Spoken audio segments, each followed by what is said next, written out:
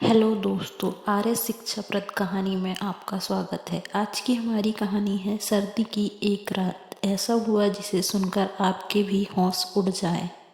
मैं थक हार कर काम से घर वापस जा रहा था। कार में शीशे बंद होते हुए भी जाने कहाँ से ठंडी ठंडी हवा अंदर आ रही थी।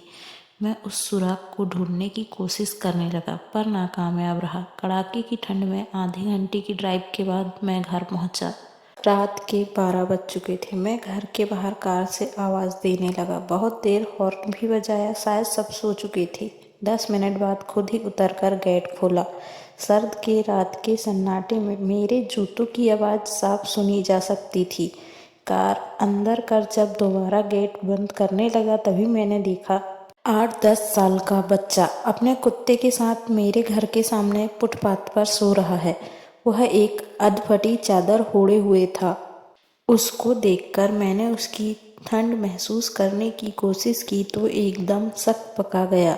मैंने मोटे कार्लो की महंगी जैकेट पहनी हुई थी, फिर भी मैं ठंड को कोस रहा था। और बेचारा वो बच्चा, मैं उसके बारे में सोच ही रहा था कि इतने में वो कुत्ता बच्चे की चादर छोड़ मेरी कार के नीचे आकर सो गया।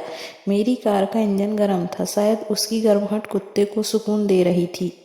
फिर मैंने कुत्ते को भगाने की बजाय उसे वहीं सोने दिया और बिना अधिक आहट किए पीछे का ताला खोलकर घर में घुस गया। सबके सब सो रहे थे। मैं चुपचाप अपने कमरे में चला गया। जैसे ही मैंने सोने के लिए कंबल रजाई उठाई, उस लड़के का ख्याल मन में आया।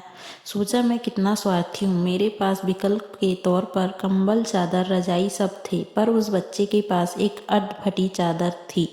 फिर भी सोचो, वो बच्चा उस अधफटी चादर को भी कुत्ते के साथ बांट कर सो रहा था और मुझे घर में फालतू पड़े कंबल और चादर भी किसी को देना गवारा नहीं था।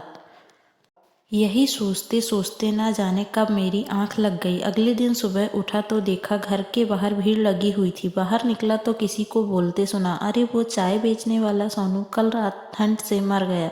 मेरी पलकें कांपी और एक आंसू की बूंद मेरी आंख से छलक गई। उस बच्चे की मौत से किसी को कोई फर्क नहीं पड़ा, बस वो कुत्ता अपने नन्हे दोस्त के बगल में गुमसुम बैठा था, मानो उसे उठाने की कोशिश कर रहा हो।